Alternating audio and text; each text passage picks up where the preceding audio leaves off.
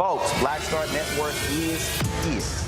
Hold no punches. I'm real revolutionary right now. Support this man, Black Media. He makes sure that our stories are told. Thank you for being the voice of Black America, Roland. Stay black. I love y'all. All momentum we have now, we have to keep this going. The video looks phenomenal. See, there's a difference between Black Star Network and Black-owned media and something like CNN. You can't be Black-owned media and be scared. It's time to be smart. Bring your eyeballs home. You dig?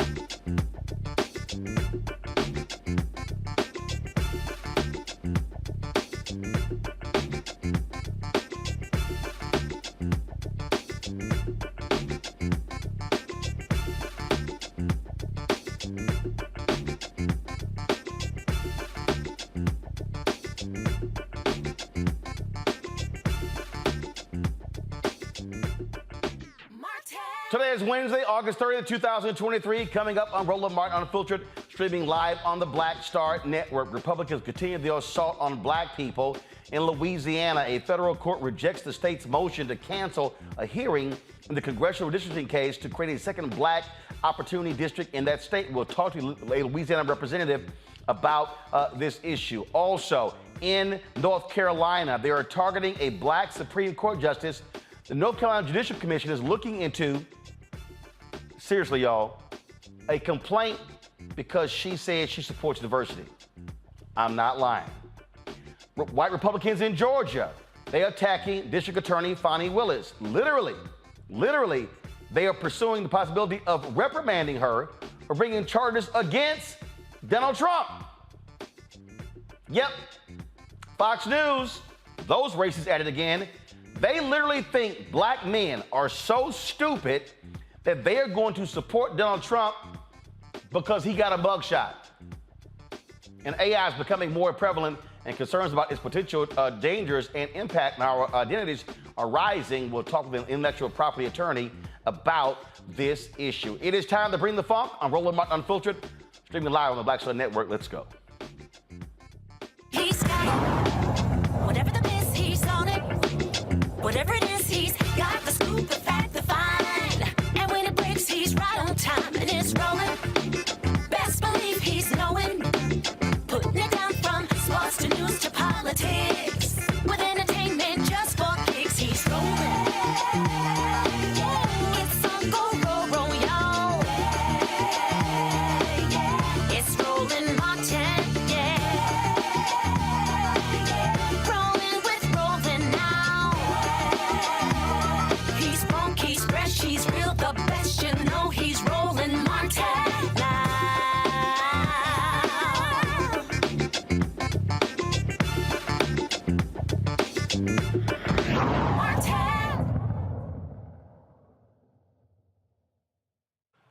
I have told y'all repeatedly, the Republican Party does not give a damn about black people. In Louisiana, they are fighting hard to prevent the creation of a second congressional district for African Americans.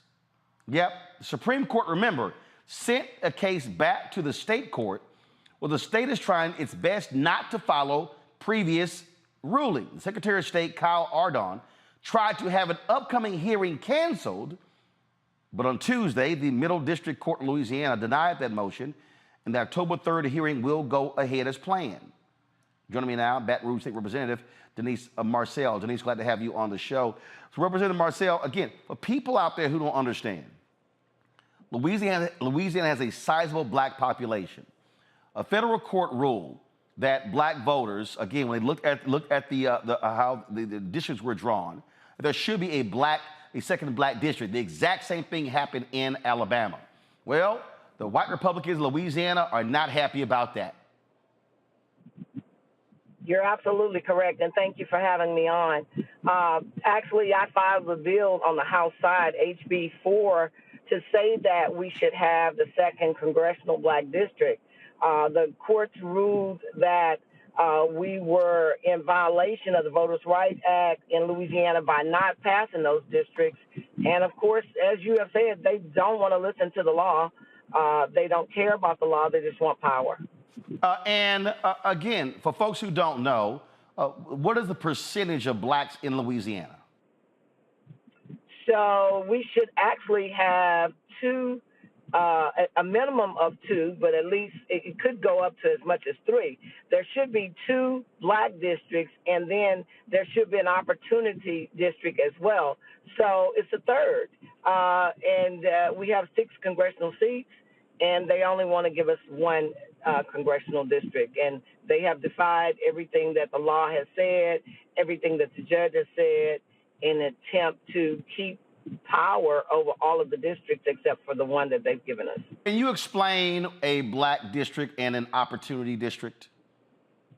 Yes, I can. So in Louisiana, the most populated areas for African Americans is obviously New Orleans, where the district is drawn, and certainly Baton Rouge is another area where we definitely have to have representation, and we have more blacks in those areas. I think it's like 52% in Baton Rouge. So we can elect 2 black people to represent us in Congress. The opportunity district is maybe a little bit shy of that, and so that means that we have at least an opportunity to elect someone. We may not win it, but at least we could get somebody that's maybe not so far on the other side of what we believe in, and have them to go ahead. Well, the opportunity district, what it does though, it shows that African Americans could play a major role in determining who wins. So you have 6. So you have 6 total. So what they're fearing, not only are they fearing black power, they also know that black people are likely to vote Democrat. And so they now have 5 Republicans, 1 Democrat, Congressman Troy Carter. What they're afraid of is having literally 3 Republicans and 3 Democrats. Correct. That is absolutely correct. You're correct. And go ahead. Go ahead.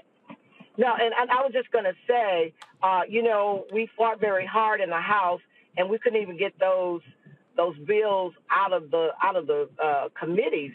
Particularly, they had set what they were going to do. We did a road show. We talked to people to see what people wanted, and it did not matter. It was just they just went through the steps, but knowing all the time that they were not going to allow us to come out of there with a district, although the judge has said that they are in violation of Section 2 of the Voter Rights Act.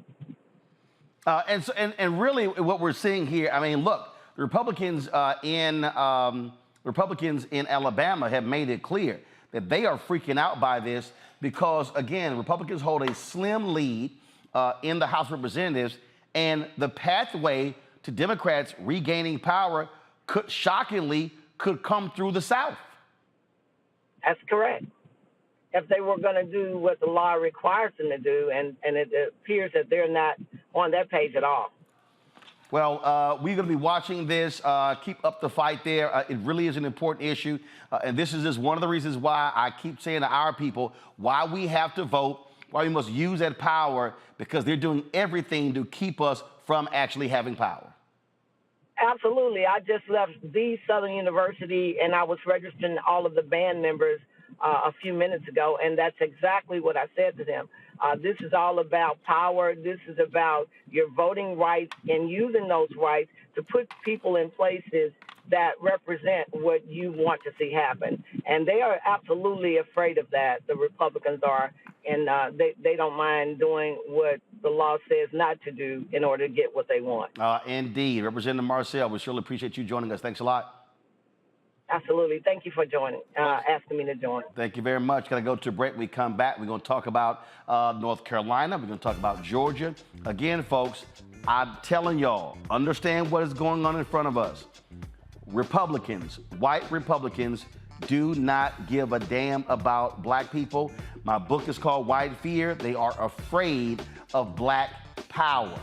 We're going to continue that conversation with our panel when we come back and discuss these other 2 issues as well. You're watching Roland Martin Unfiltered right here on the Black Star Network.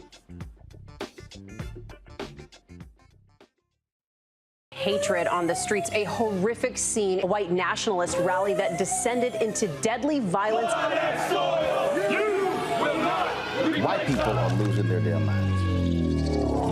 As an angry pro-Trump mob storms the U.S. Capitol, we've seen shooting. We're about to see the rise of what I call white minority resistance.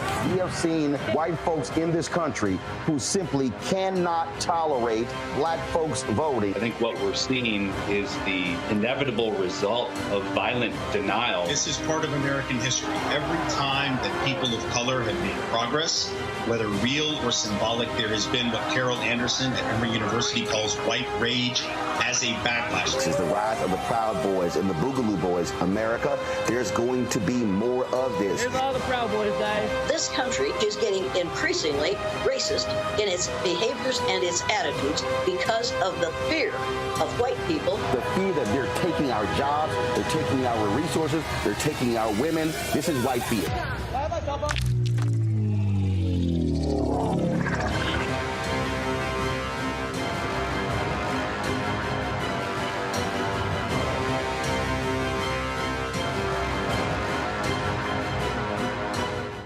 Next on The Frequency with me, Dee Barnes, we're going to talk to Leslie Segar, a.k.a. Big Les, and talk about her incredible career as a dancer, choreographer, and VJ of Rap City. Magic Johnson was there, so half the NBA was there.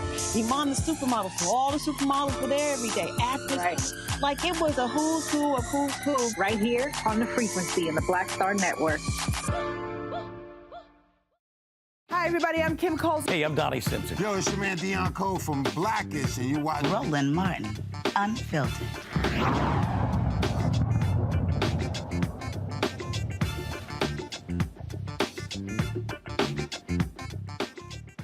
All right, folks, let's bring in my panel right now. We, of course, we have Rebecca Carruthers, Vice President, Fair Election Center out of D.C., Dr. Mustafa Santiago Ali, former Senior Advisor for Environmental Justice at the EPA, Scott Bolden, attorney based here in D.C. As well. Glad to have all three of you here. Rebecca, I want to start with you.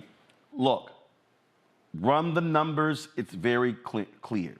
The Congressional Black Caucus right now has the largest delegation of Democrats in the caucus, about 58 members.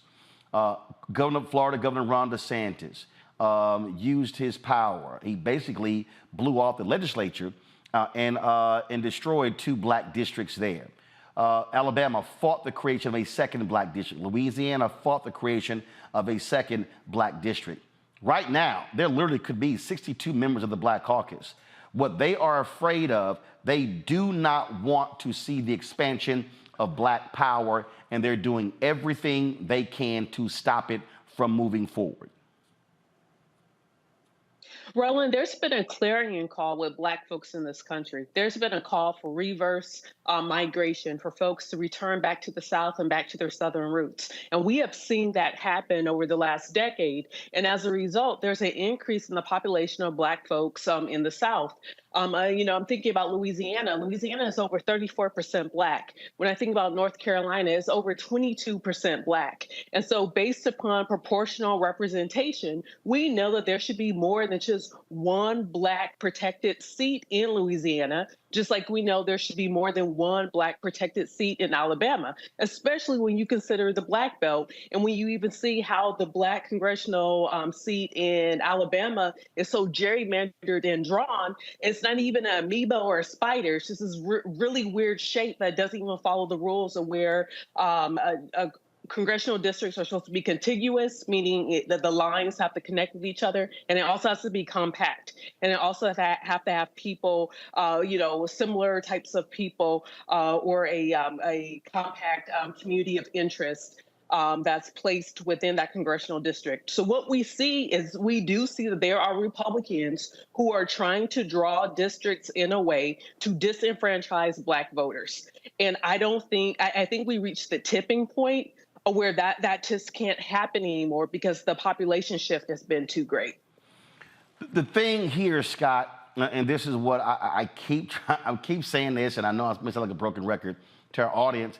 There is a reason why we have to have aggressive civil rights lawyers, because what these Republicans are doing, they thought with a 6-3 hard right Supreme Court majority, we can just do a cakewalk. John Roberts led of the destruction of the Voting Rights Act. They were all shocked and stunned with this Supreme Court decision. And what they're hoping to defy the federal courts. And they hope they can pick up that 5th vote by saying, we put a few more Black people in the district in Alabama, and they're going to try the exact same thing in Louisiana and hope that passes muster with the white Supreme Court justices. Scott, you're on mute. The Supreme Court has said that doesn't get it. That doesn't get you to the end zone. And I got to tell you, when a 6-3 majority tells you that you're gerrymandering and the way you're drawing these maps is not acceptable, my first reaction was it wasn't even acceptable to the 6-3 majority. It had to be pretty bad. Now, they can defy them and try to go back, but I got to tell you, precedent is still the law of the land, and it's not going to be a welcome sight. I was surprised the Supreme Court sent it back to Alabama and it sent it back to another state. They were sending them a message that you can do as much as you can, but you got to make it politically and legally acceptable, and it was not that.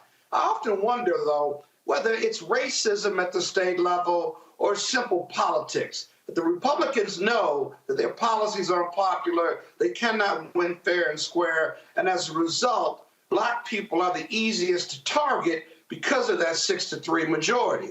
I haven't figured out, it may be both, if you will, but one thing's for sure. One answer to this is that black people have got to figure out that voting up and down the ballot is important, both at the federal level and the state level. And until they do that, until the bell goes off, then you're going to have these challenges.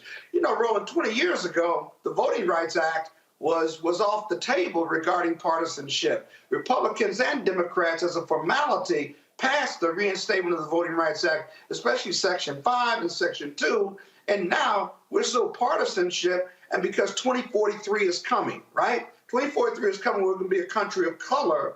The Republicans know that, and so they've got to do voter suppression in order to maintain power as long as they can. We're letting them do it by feeding into the fact that we just won't vote up and down the line, or as you say, we won't vote more in the areas we need to be voting. That's why. Look, you said I'm not quite sure if it's politics or race, Mustafa. It's both. It's politics and race. This is no different than the period after Reconstruction. What we're seeing right now is a repeat of the period after Reconstruction. It is a repeat of the 1890 Mississippi Constitutional Convention, where they said, we are tired of seeing black folks elected. We're going to change the rules. The Republican Party, let me be perfectly clear, the Republican Party made a decision as a party, as their national policy, we are going to target black people. They have been pissed off with the turnout of black people with the election of President Barack Obama, North Carolina, Georgia, Texas, Florida, South Carolina, Mississippi, Alabama, Arkansas, Louisiana, and we've seen this in Iowa. We've seen this in Maine. These people are diabolical in what they're doing, so it is absolutely race, it is absolutely political. Yeah, without a doubt. I mean, this is Jim Crow 2.0, if we want to frame it that way. I've worked in Louisiana, so I know both the state politics and I also understand the impacts that continue to happen. You got 1.5 million black folks who are there, and they continue to sacrifice our rights. They continue to also ignore the law.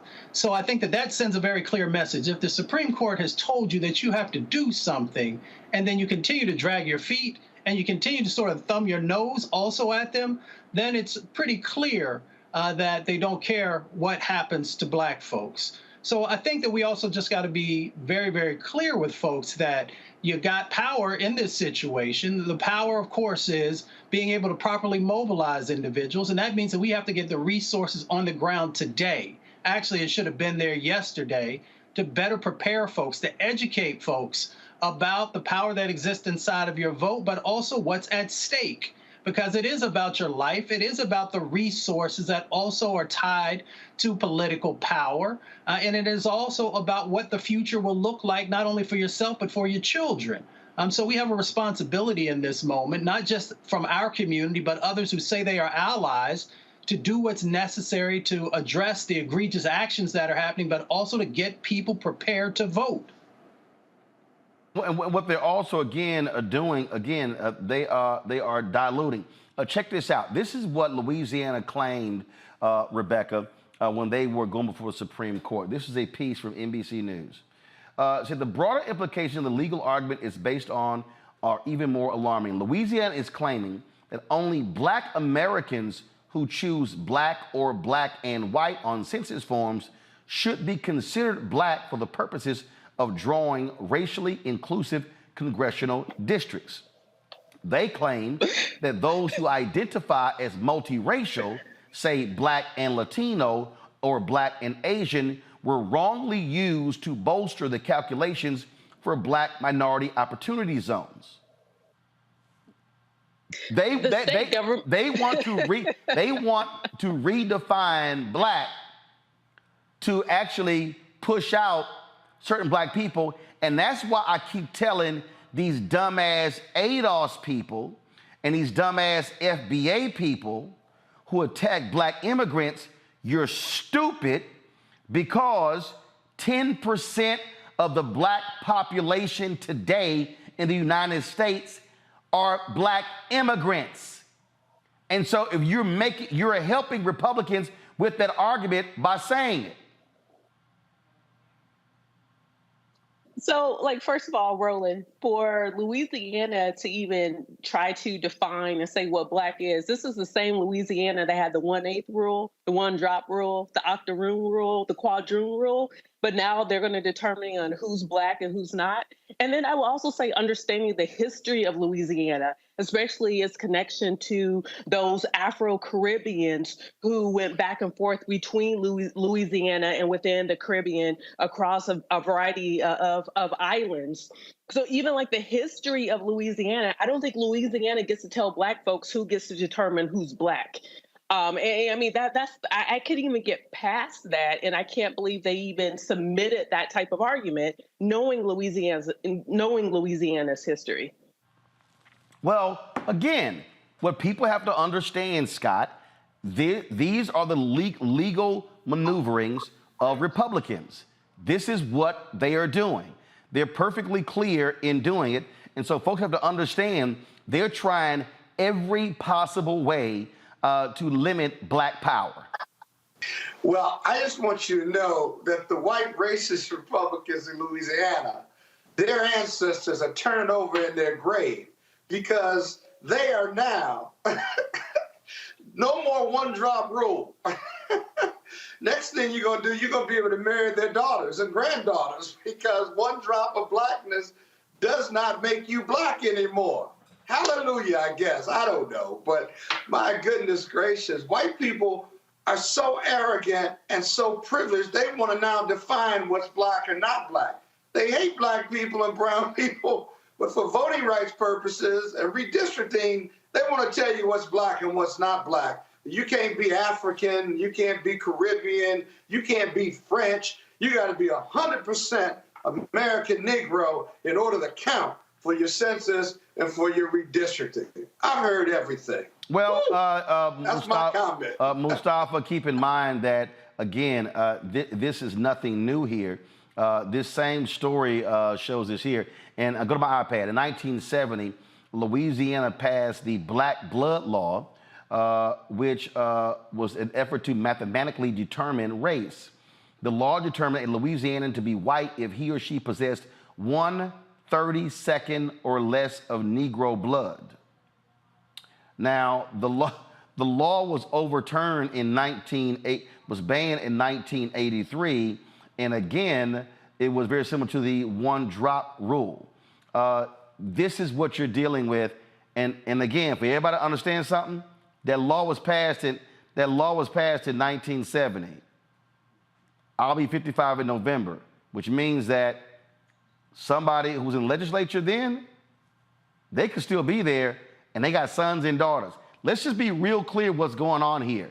This is an outright attempt to absolutely limit black power, black political power. And everybody who's watching, Mustafa, when I keep saying limit black power, that now means resources to black people. That means federal dollars. That means dollars for schools, for roads, for construction, jobs, health care. So I need black folks to understand that what we're talking about here has a direct impact on the financial and the economic and the educational condition of our community. Without a doubt. I mean, you know, folks have continued to try and manipulate the law. They've tried to continue to manipulate also policy, which is tied to the law. And we've seen that this has been going on now for hundreds of years, but in all of our lifetimes, as you pointed out, since the 70s, if you only want to go back to that period in time. And it is about power, it's about resources, and we have to understand that this is a part of a strategic set of actions. These folks are not just pulling stuff out of the sky. This is a part of a strategy to remove power from the black community, but to also make sure that they are building a foundation so that as America continues to get browner and browner, that they will continue to be able to hold on to the resources and to make the decisions. So understand the game. Game, recognize game. Get prepared, and let's make sure that we are doing what's necessary to build the partnerships and to address what's happening in this moment. The last point I'll make is this here, and this is what I need everybody to understand, and this is the problem that I have. And y'all keep hearing me talk about why we must use our power. Go to my iPad. This is November 2022. This was the early voting in Louisiana. And you'll see here that 24% of the early vote was black voters. Now, you see this story, pollster John Covillian. The article says blacks make up just over 30% of all Louisiana voters, and most are Democrat. When Democrats have gotten out the vote in early voting, it led to victories for their party. In 2008, when Mary Landrieu and Barack Obama won Louisiana by big margins, and in 2015-2019, when John Bel Edwards won both his terms in office. Covillian says when the black early vote slips below 25%, Republicans generally win substantially. Y'all see that?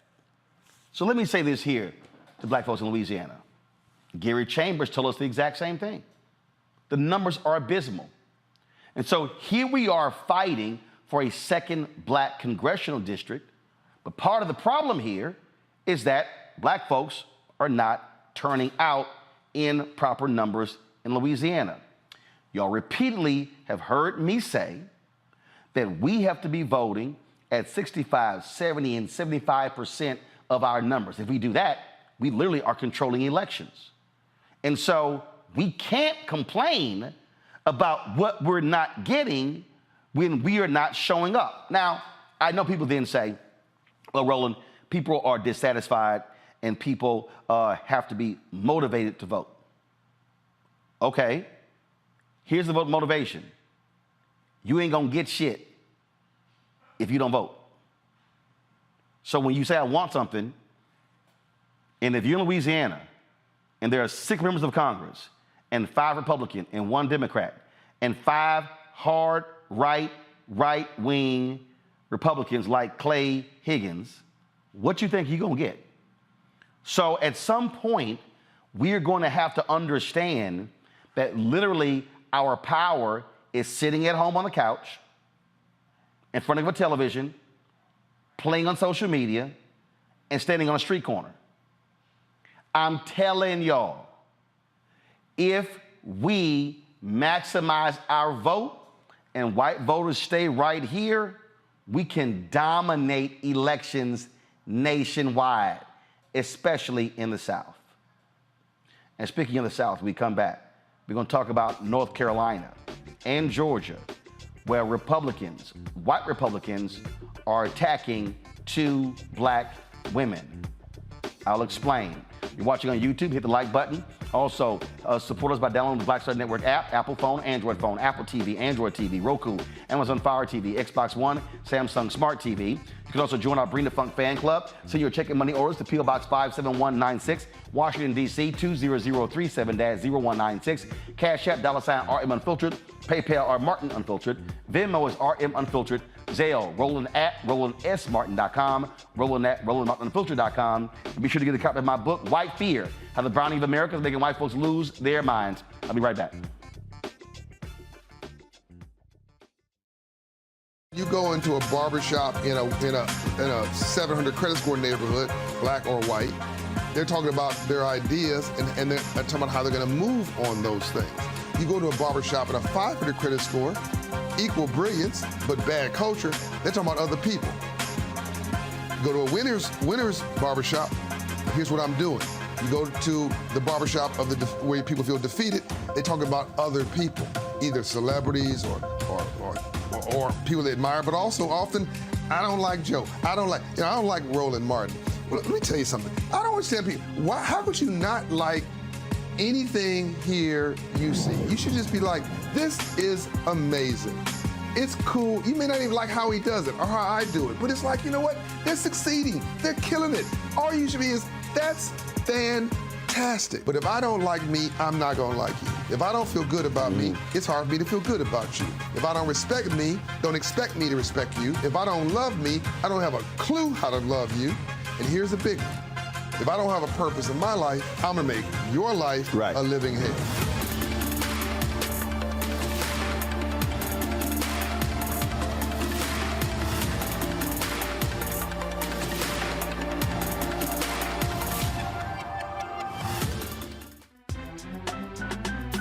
I'm Faraji Muhammad, live from LA.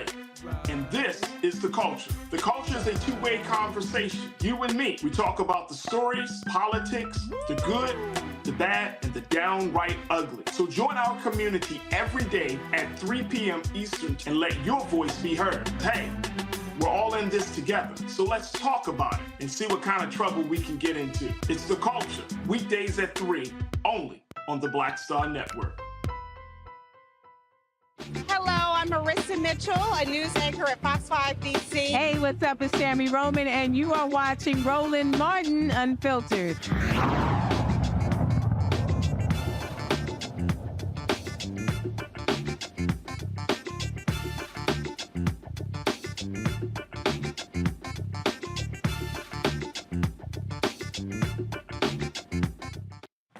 All right, folks, go to my iPad. You see this black woman right here? Her name is Anita Earls. She sits on the North Carolina Supreme Court. The Republicans on the North Carolina Judicial Commission, they're going after her. Why? Did she take any money? Nope. Bribes? Nope. Did she take lavish vacations with billionaire donors like Clarence Thomas? Nope. Did she change her position like Clarence Thomas? Nope. Guess what? They literally are coming after her and want her removed from the Supreme Court because she says she supports diversity. She spoke, now this is an article by Slate.com. Watch this right here. It says, Earls, the only black woman on the North Carolina's High Court, spoke out about racial bias in her courtroom.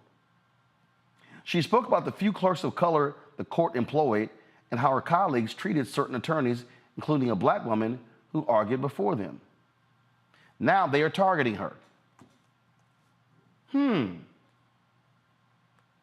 She was like, you know what? I ain't gonna play that game.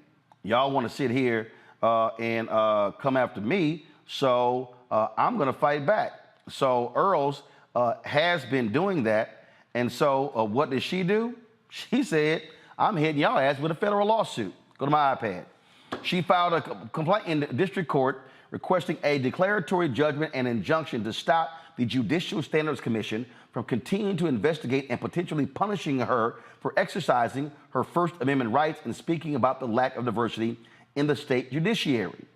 The commission, which oversees compliance with the Code of Judicial Conduct, reviews and investigates complaints of misconduct made against judges and justices. Now, most recently, on August 15, 2023, the commission indicated its intent to investigate Earls for an interview in a legal news publication in which she discussed the North Carolina Supreme Court's recent record on issues relating to diversity. In a letter to Earls and her counsel, the commission said her comments potentially violate a provision of the code which requires judges to conduct themselves, quote, in a manner that promotes public confidence in the integrity and impartiality of the judiciary. This is what she said. Now go back, stay, please, thank you. The First Amendment provides me and every American the right to free speech and to bring to light imperfections and unfairness in our political and judicial systems. I believe that public confidence in the judiciary is best promoted by honestly looking at the facts, not by sweeping the truth under the rug or silencing dissenters. Scott, seriously, they are saying you have the audacity to say you support diversity, you gotta go. And she said it in a very constructive manner. The numbers are what the numbers are. The truth is that diversity is powerful, it helps, and better decision makings come from people having confidence in the judicial system, and many of them, at least on civil as well as criminal sides of these cases, are people of color and black people in North Carolina. So to say that the court needs to do better, to say that we need diversity, and diversity would be a positive if we had more of it, how is that violating judicial canons of ethics because it's reducing confidence in the courts? It's actually ensuring or advocating for greater confidence in the courts when people who come before lower courts and the Supreme Court see people that look like them at the clerk level, at the law level, lawyer level, as well as people who work in the courthouses. That's constructive advocacy. Call it constructive criticism, but nobody's reducing the importance of the courts or confidence in the courts. That just borders on the nonsensical. And yet, she got to hire a lawyer and try to get a TRO on this thing, because if there are a bunch of Republicans on that judicial piece, they could care less. They will have her removed, the only African-American woman that is advocating for more diversity, but probably, I don't know this judge, but probably an outstanding jurist to get to the Supreme Court, any state Supreme Court, when you're the only black person there. So this borders on the nonsensical. Hopefully the court will give her some judicial relief. The challenge there is that she hasn't been harmed. She may not have standing to succeed in that lawsuit because they haven't removed her yet. And very oftentimes you have to have an injury as opposed to anticipating the injury. And the courts may tell her it's not ripe for review, which would be unfortunate. I know why they're doing it. It's an aggressive move, but she may not have standing to get the relief she wants just yet. These people are literally out of their minds. But Mustafa, I have been telling folk, this is what they are targeting black people. Get crazy like a fox, as my grandmother would say. You know, there are a couple different dynamics that are going on here. One, they understand the power that exists inside of judgeships, and they only feel that certain people with certain views should be allowed to be at that highest level of the judiciary, if you will. So they are also, the second point is that they are trying to make an example of her so that others who are in the judicial system will not embrace diversity, or not at least have diversity as one of the criterias that are used in decision making, and as Scott has shared, to help a process to be more fuller and inclusive, and also help to strengthen it. So that's the game that's going on. And this is once again why we have to make sure that we are engaging in our vote and understanding people who we can elect into certain judgeships. Of course, some of them are appointed, but also our vote is tied to those who will appoint these individuals. So again, we have power that's in this moment. The question becomes if we are going to utilize it and to also help others to understand through education the sets of opportunities that are available. Here's why this is absolutely hilarious to me, Rebecca. In 2020, Governor Roy Cooper, Democrat, co-chaired a task force. It was called a Task Force for Racial Equity in Criminal Justice. Who was the co-chair of that? Justice Anita Earls. Go to my iPad. You today, and to be tasked with co-leading this important group with Justice Anita Earls, whom I deeply respect. The inequities that African Americans experience, whether it's in the economy, healthcare, our schools, or the criminal justice system, are pervasive, just as they are wrong. Even today, African Americans are suffering death at greatly disproportionate rates from COVID-19. My heart aches for the families of George Floyd and Breonna Taylor and so many other people who have been killed or mistreated by their own government. Any senseless act of violence is tragic, but especially so when perpetrated by those sworn to protect and defend us. It represents such a fundamental violation of the authority we grant law enforcement and the trust we place in them. It also undermines the important and hard work of the many peace officers serving our communities with dedication and compassion. Our United States Supreme Court building has the following words chiseled on its face: equal justice under law. Sadly, we remain in pursuit of this ideal. Last week, Chief Justice Sherry Beasley powerfully described some of the many shortcomings in our criminal justice system. She observed, in our courts, African Americans are more harshly treated, more severely punished, and more likely to be presumed guilty. I will add, in our communities, African Americans are more likely to be pulled over by police and more likely to die at their hands. None of this is acceptable. We have to make North Carolina a safe place for every person, no matter who you are. The Task Force for Racial Equity and Criminal Justice will consider and implement measures that can bring about meaningful change to the criminal justice system. We will review law enforcement recruitment, training, and accountability, as well as court issues, including pretrial release and the use of fines and fees. We will identify ways to build genuine trust between law enforcement and the communities they serve and protect. This is absolutely necessary today, just as it was in 1829 when Sir Robert Peel, the founder of modern policing, wrote, "The power of the police to fulfill their functions and duties is dependent on public approval of their existence, actions, and behavior, and on their ability to secure and maintain public respect." North Carolina has a tragic legacy of slavery, segregation, and racist violence that still affects our state to this day. But we have another inspiring legacy: the 1960 sit-ins in Greensboro and the hundreds of protests since, a state NAACP that filed more integration lawsuits than any other, a demonstrated willingness to adopt criminal justice reforms, and so much more. I truly believe our state can be a leader in identifying and overcoming systemic racism in our criminal justice system. And I am genuinely hopeful that this time is different. The protests have been more widespread, more persistent, and more diverse. Allies of all races are joining with Black people to say no more. This movement is generating energy that you can feel, and this task force must ensure that this energy is harnessed into meaningful and lasting change to help us heal, because Black lives matter. Thank you.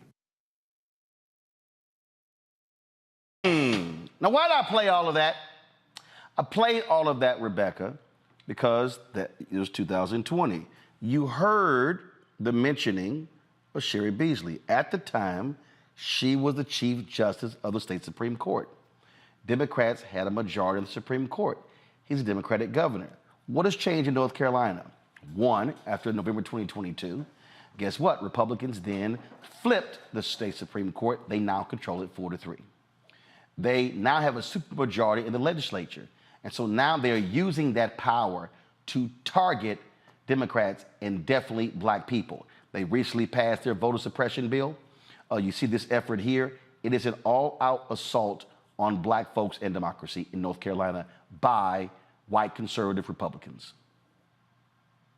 You know, Roland, there's 401 votes would have made the difference in 2020. So I had an opportunity to meet Anita Earls in 2018 when she was actually running for the North Carolina Supreme Court. At the time, Sherry Beasley was in justice on the court. In 2019, Governor Cooper appointed her as the Chief Justice of that court to fill out a term, because I think the Chief Justice either passed away or resigned. I don't remember which right now. But in 2020, Sherry Beasley was on the ballot. She only lost by 401 votes. She was on the ballot to actually get elected for a full term as Chief Justice. And then your audience might remember then in 2022, Sherry Beasley decided to run for U.S. Senate instead after losing by 401 votes in 2020. So had Cherie Beasley won in 2020, then we would definitely see a different court, a court with both Anita Earls and Cherie Beasley. And I would even argue that having Cherie Beasley on the court with Anita Earls, it would have provided some of the support that Anita needs during this moment as she's having to sue North Carolina. And last one here. This is an interview that Anita Earls did with California Forward. So you're complaining that she speaks about diversity, but she has a long history in civil rights law. Duh. Civil rights cases for 30 years in a variety of settings. And in 2016, it began to be clear to me that for the short term, our federal courts might be a challenging environment, and that we ought to also pay attention to state courts when it comes to protection of our basic rights. Yeah. That our state constitutions are a rich source of understanding about how the legal system should protect people's rights. And so that's what kind of turned my sights to state court. And in 2018, it was just an opportunity to put myself forward to say I would like to have a different role, to step away from the role of advocate representing parties and step into the role of being on the court and wrestling with the legal issues. So I'm actually really grateful to the voters of North Carolina for giving me this chance to serve. So, all right, Scott, so you heard her clearly say there, my focus on state courts. And I have been saying this to our followers. You heard Rebecca lay out there, Beasley lost by 401 votes. There were a lot of black people in North Carolina who did not vote in that election. And the thing that we have to understand is that if we exercise the state power and we maximize our vote on the state level, it's not just for president, for congressional races, for U.S. Senate. When you also control the state Supreme Court, then you can also stop a lot of these far right-wing Republican efforts to attack black people. And you have a brilliant jurist just in that video. Brilliant, well-spoken, civil rights lawyer. Who wouldn't want her on the Supreme Court? Black, white, yellow, or brown. And they want to remove her.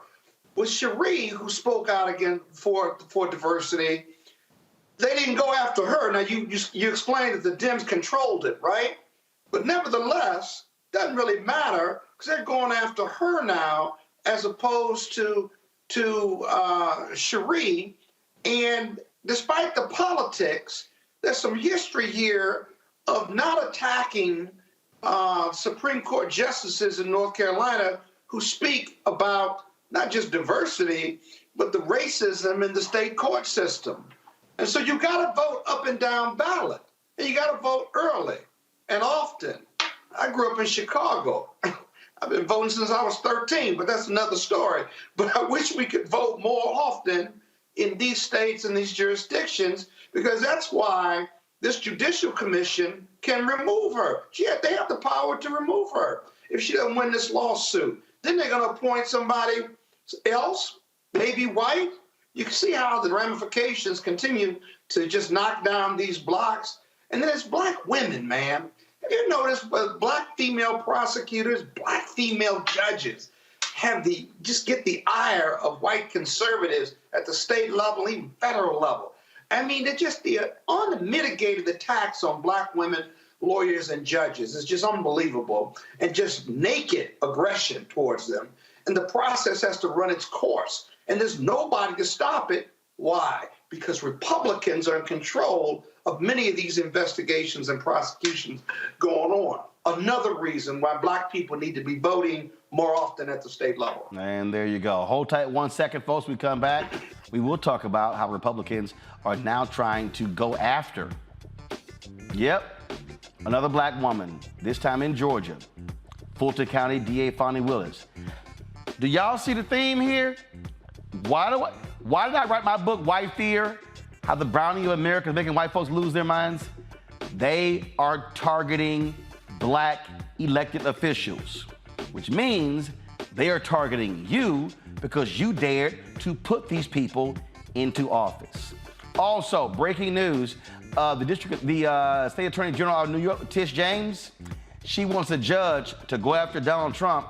She says, and I'll tell you how much she claims he overvalued his properties. We'll explain that next on Roland Martin Unfiltered on the Black Star Network. YouTube folks, hit the like button. Y'all sitting there riding for free? It ain't hard. Hit the like button.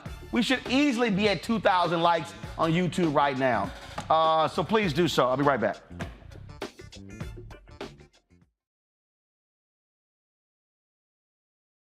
Next on the Black Table with me, Greg Carr. Brown versus the Board of Education. The history books call it the court decision that ended racial segregation in American schools. But a brand new book, Jim Crow's Pink Slip, uncovers a devastating unintended consequence of that 1954 Supreme Court decision. We may, if we were lucky, have been the very last generation of Black students to have experienced these generations of Black teachers who have never been replaced. Dr. Leslie Fenwick joins us to talk about her book and the actions following that landmark decision that dealt a virtual death blow to Black educators. That's next on the Black Table, right here on the Black Star Network. On a Next to Balanced Life with me, Dr. Jackie. Summer is flying by and back to school is just around the corner and fall is here. That's right, a new season is upon us. On our next show, we talk about jumping into action and putting procrastination in the rearview mirror. That's on a Next, A Balanced Life with Dr. Jackie here on Black Star Network. Up next on The Frequency with me, Dee Barnes, we're going to talk to Leslie Segar, a.k.a. Big Les, and talk about her incredible career as a dancer, choreographer, and VJ of Rap City. Magic Johnson was there, so half the NBA was there. Iman the supermodel, so all the supermodels were there every day. Actors, Right. like it was a who's who of who's who. Right here on The Frequency in the Black Star Network.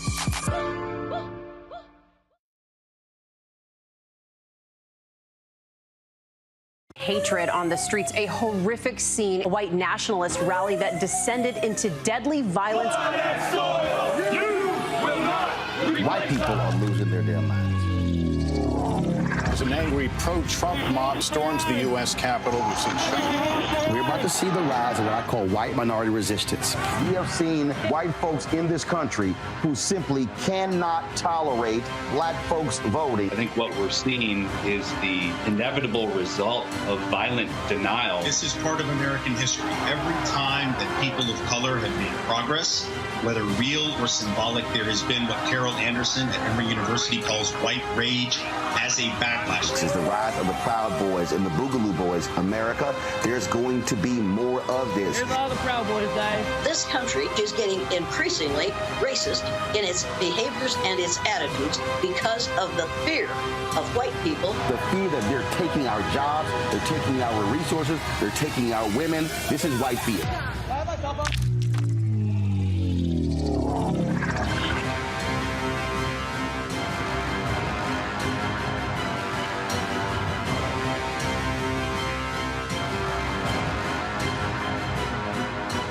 Hello, I'm Jamia Pugh. I am from Coatesville, Pennsylvania, just an hour right outside of Philadelphia. My name is Jasmine Pugh. I'm also from Coatesville, Pennsylvania. You are watching Roland Martin Unfiltered. Stay right here.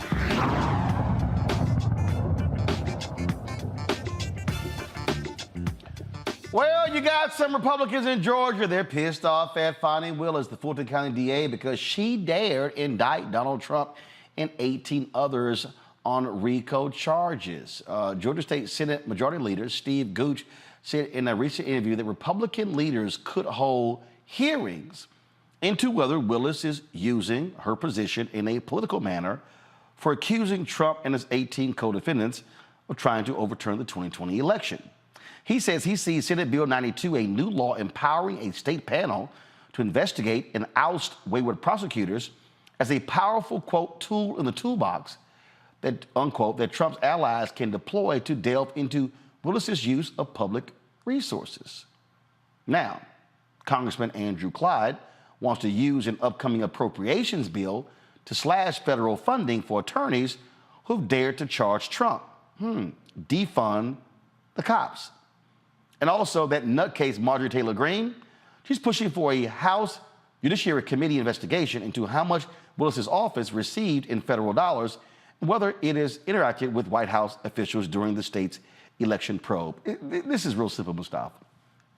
And again, what you see here, now here's what I love. Was this a political process? Fani Willis has an elected position. That's one. She indicted them for interfering with the election. That's political. Yeah, dumbasses, it's politics. Yeah, but you're expecting them to be able to actually have some intelligence and to be able to use their minds and understand this process. Attorney Willis has been very clear. This is about the facts and the law. And if Donald Trump hadn't done what he did, allegedly, then he wouldn't be in this situation that he finds himself in. And these folks would not need to try and manipulate the system to gain some power over what's actually going on. So anytime you talk about appropriations and being able to utilize those and take those away from those who you feel are not in alignment with what you believe in, then we have a problem. We have a problem because that takes us back in history when folks used to control the company's store, and if you were a black person who wasn't doing or saying what they wanted, then they could cut you off, or a local bank. So we see these types of dynamics that have played out decade upon decade, century upon century, and now they are bringing it forward again in 2023 and trying to use it as a tool of manipulation. The Georgia Speaker of the House, Rebecca, John Burns, gotta give him credit. This is what he actually said. A select few, go to my iPad, a select few are calling to defund a duly elected district attorney of this state and her office in an attempt to interfere with the criminal justice system. Regardless of your views of this case, removing this funding would also have the unintended consequence of causing a delay or complete lack of prosecution of other serious offenses like murder, rape, armed robbery, gang prosecution, battery, etc. If we are concerned about the levels of serious crime in Atlanta, this move would obviously be harmful to the public safety. It is unfortunate some would knowingly suggest such a reckless course of action despite the devastating effects it would have. Now, this is what, and then he says, while we as the General Assembly do have appropriating power over any agency or branch of state government to reduce the pay of an individual DA is wrong. Thank God you got a sensible Republican in Georgia, Rebecca. So, I have a few friends from law school who are prosecutors in Georgia. And I had this conversation with them last month once that bill was passed, which actually allows for the task force to review at what level are certain things prosecuted, what are prosecutions that are ignored or passed on, really undermining prosecutorial discretion in Georgia. And one of my questions to them was, what are the large firms saying about this? I would think any large or even national firm in Georgia will have a dedicated interest in making sure that the judiciary in Georgia is protected, or even what is the Georgia Bar Association saying about this? Because regardless of your politics, you do not want Georgia lawmakers deciding that they want to undermine and determine how prosecutors choose to charge in some cases and decline to charge in other cases. Here's what Speaker Burns, go back to my iPad. Speaker Burns said, he said, by doing this, we'll require reducing the pay of all DAs and ADAs across the state, your circuit included, through the adoption of legislation. Targeting one specific DA in this manner certainly flaunts the idea of separation of powers, if not outright violates it. We as members of the General Assembly have sworn to uphold the Constitution of the state of Georgia, these United States, and the laws thereof. We trust that our criminal justice system will deal with this matter impartially and fairly, and we will not improperly intercede in this matter in direct contradiction to the oaths we took. Well, praise the Lord. We've seen in Texas how Republicans have targeted Harris County specifically. This is what Republicans have done.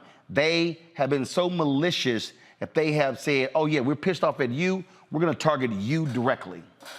Mm-hmm. Hey, we're going to talk about racism and the law now. And I know it's hard for you to listen to me sometimes, Roland, but you should listen. It's hard to listen to you a lot of times, but go ahead. Yeah, I know. But let me tell you something. Now, a prosecutor's stock and trade is their discretion. The voters of Fulton County elected her for her discretion and to keep them safe.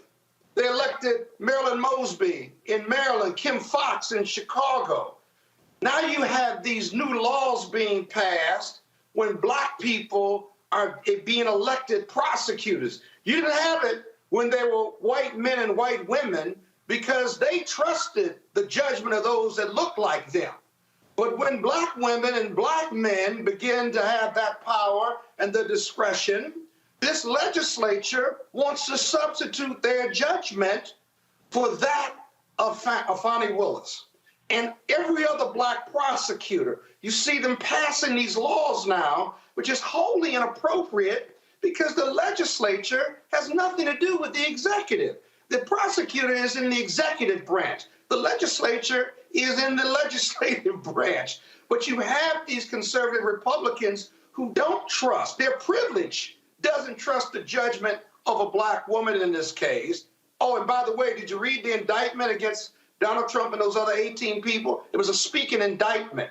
It's okay to believe that the election was stolen from you or that you won, but the affirmative acts, the factual predicate, the underlying crimes that were committed based on bad conduct of white conservatives that bring integrity to our election system, the Republicans have just completely abandoned that, and now they want to take money from black prosecutors who would dare to prosecute Donald Trump.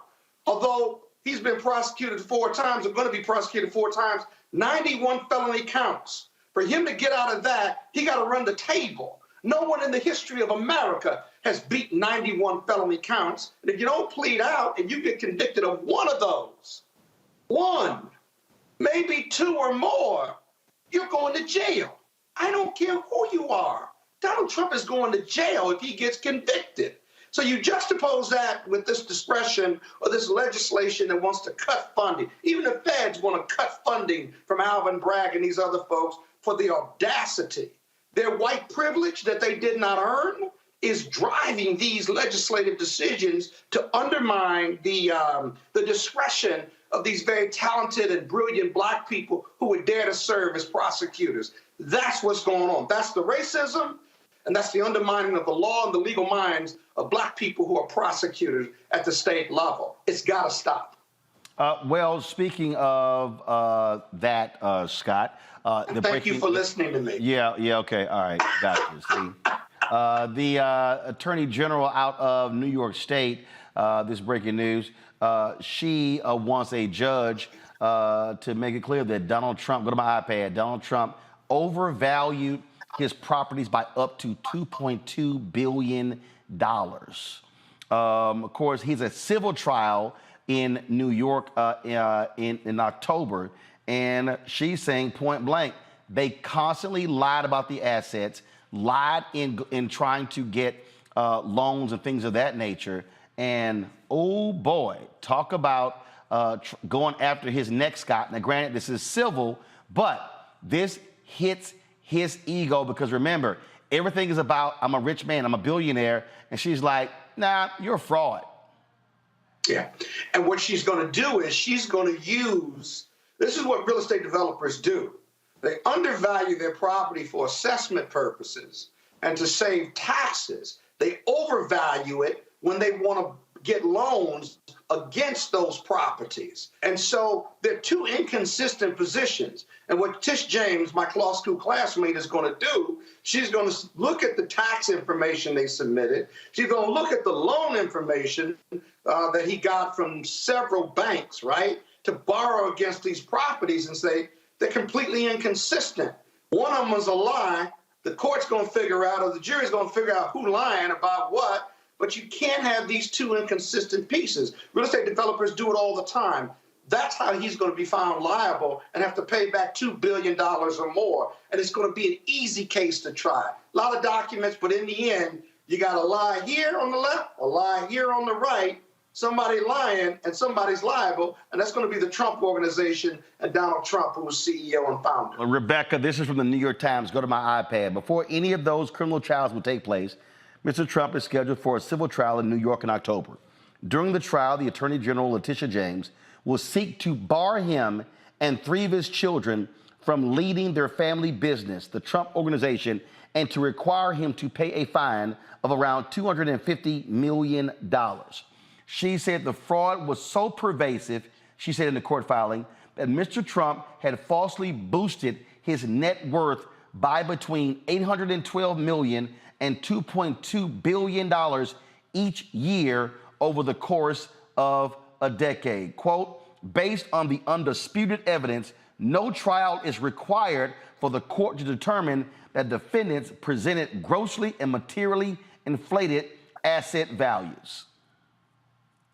You know, they need to go after him like they did those who did this type of puffery with getting PPP loans. Like, this still sounds like it's some level of security fraud. And like, I hear what Scott was saying, that yes, Tish James is doing this through through the civil side, but I'm really trying to understand, maybe Scott can enlighten us, why can't we go after him for security fraud? Because if we're able to prove that he did puffery up to $2.2 billion, which is very materially significant, that seems like there's a crime that was committed. Because the last time I checked, you cannot lie about income when you are applying for a loan. Like, that is a financial instrument, and then that's how we get into the realm of security fraud.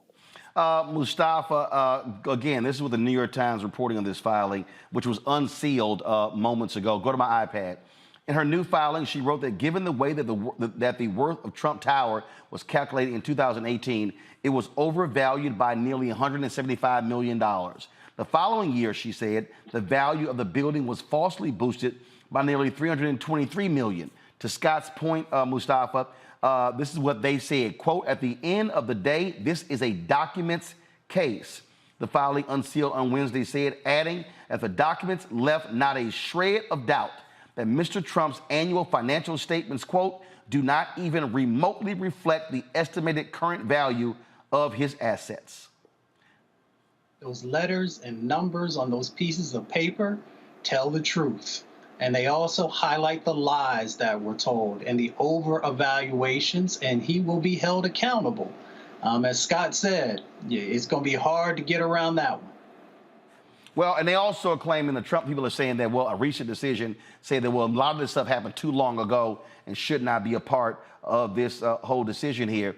But Scott, one of the things that I want people to understand, and a lot of people don't understand this, is that when you fill out that loan document, that's a federal document, and you misstate your income, you misstate your assets, guess what? You can go to jail.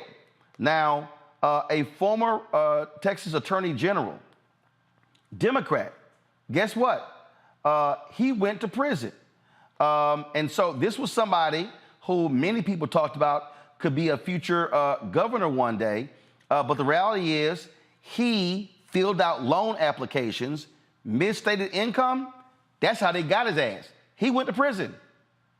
And that's how they get a lot of people. So on every loan document, mortgage application, bank document, because banks are federally regulated, right? And so at the end, there's the statement at the end of that application that you sign is that you swear on the penalty of perjury that the answers to these questions and the information contained herein is fully accurate and truthful. Sometimes it may qualify to the best of your knowledge, but very often these bank loan documents don't put that qualifier in there. And so you're swearing to it. If you lie, right, you can be criminally prosecuted at the federal level for false statements, loan fraud, mortgage fraud, making not just a false statement, but also conspiracy, if you do it on an ongoing basis, conspiracy to defraud, conspiracy to make false statements. And if you're inflating it up to $2.2 billion and they can show it, statute of limitations is 5 years, right?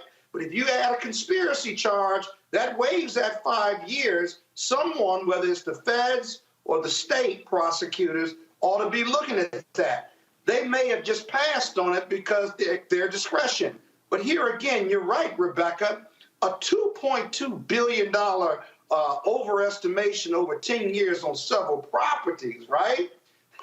That's organized crime. That's a purposeful effort, conspiracy to defraud banks. And you know, this is what he does. He overvalues, then he fails to pay the money back, and then he negotiates because the bank has too much exposure, and then they give him a deal, and he writes off the rest and hides it in his taxes and his accountants and what have you. So the criminal piece of this is real. So it may not be prosecuted, but it's real. So folks, go to my iPad here. Again, the person I'm speaking of, former Texas Attorney General Dan Morales.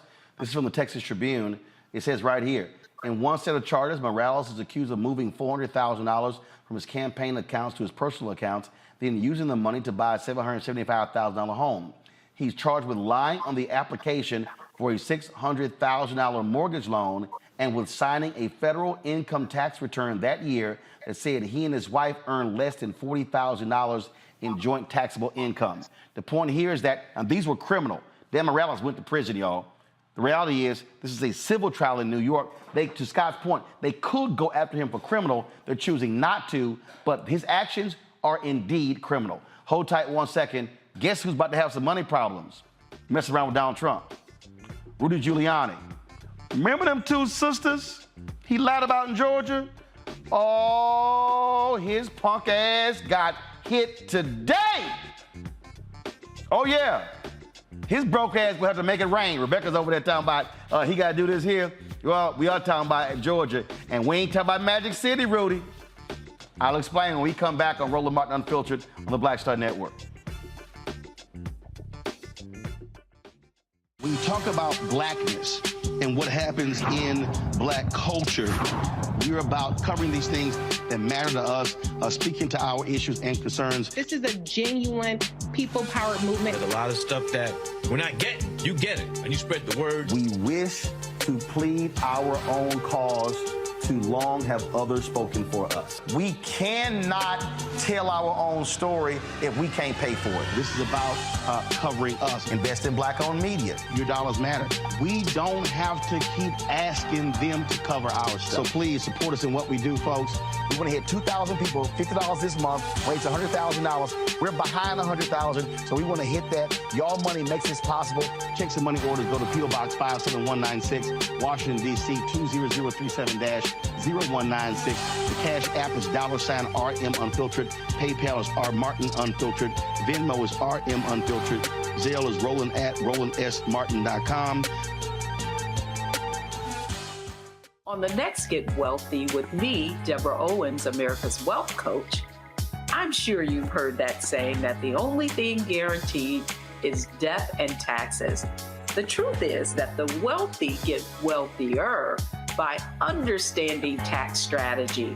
And that's exactly the conversation that we're going to have on the next Get Wealthy, where you're going to learn wealth hacks that help you turn your wages into wealth. Taxes is one of the largest expenses you ever have. You really got to know how to manage that thing and get that under control so that you can build wealth. That's right here on Get Wealthy, only on Black Star Network. When you talk about blackness and what happens in black culture, we're about covering these things that matter to us, speaking to our issues and concerns. This is a genuine people-powered movement. There's a lot of stuff that we're not getting. You get it, and you spread the word. We wish to plead our own cause. Too long have others spoken for us. We cannot tell our own story if we can't pay for it. This is about covering us. Invest in black-owned media. Your dollars matter. We don't have to keep asking them to cover our stuff. So please support us in what we do, folks. We want to hit 2,000 people, $50 this month, raise $100,000. We're behind $100,000, so we want to hit that. Y'all money makes this possible. Checks and money orders go to P.O. Box 57196, Washington, D.C. 20037-0196. The Cash App is $RM Unfiltered. PayPal is R Martin Unfiltered. Venmo is RM Unfiltered. Zelle is roland@rolandsmartin.com. Hi, I'm Jo Marie Payton, voice of Sugar Mama on Disney's Louder and Prouder Disney Plus, and I'm with Roland Martin on Unfiltered.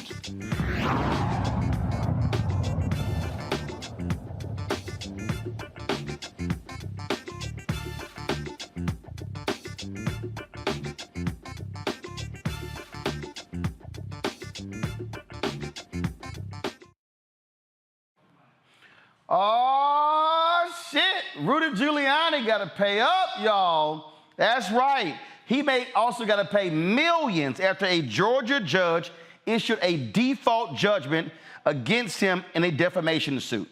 Judge Beryl Howell, in a 57-page ruling, ordered Donald Trump's attorney to pay nearly $133,000 in sanctions to these black women who he kept lying about voter fraud.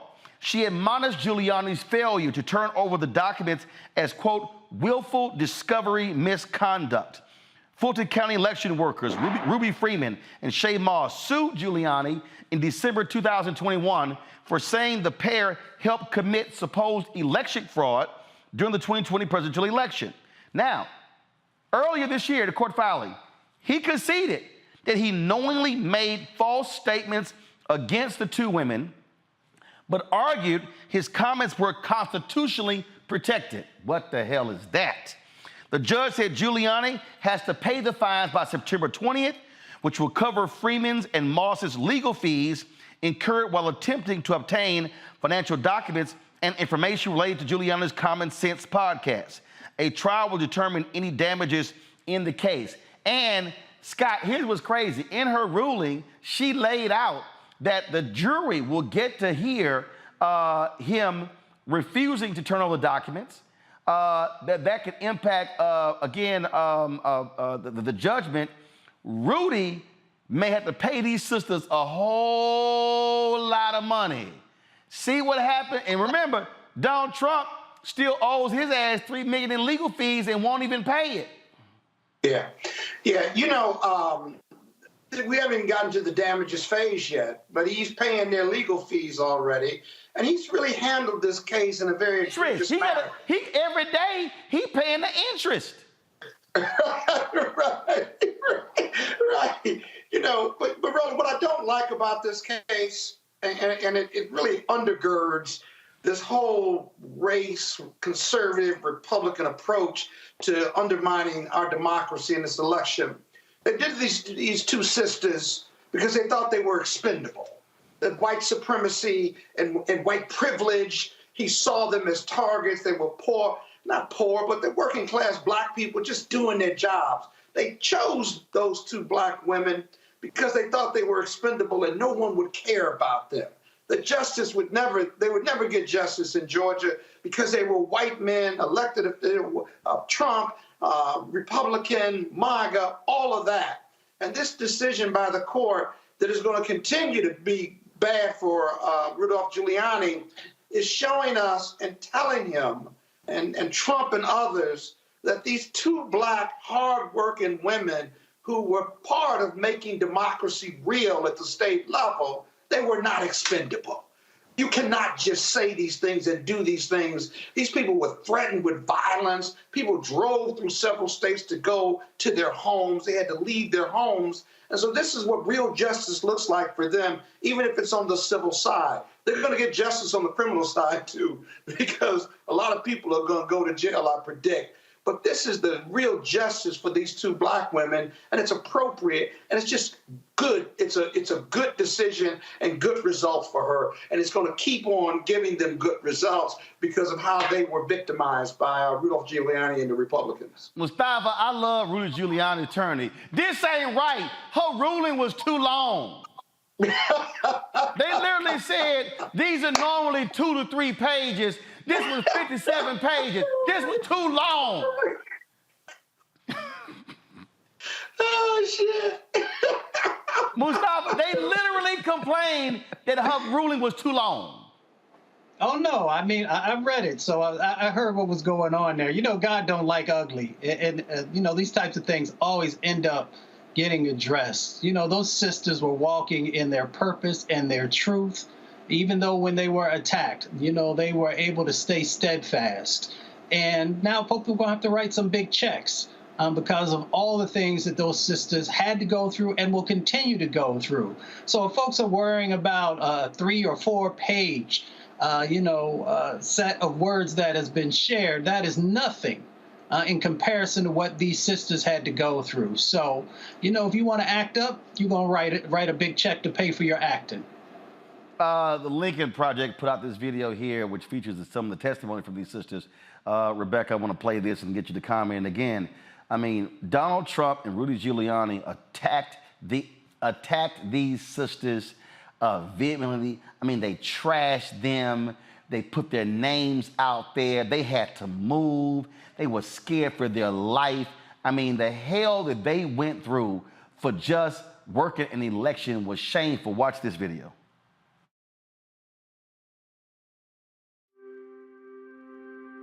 I could have never imagined the events that followed the presidential election 2020. I've lost my name and I've lost my reputation.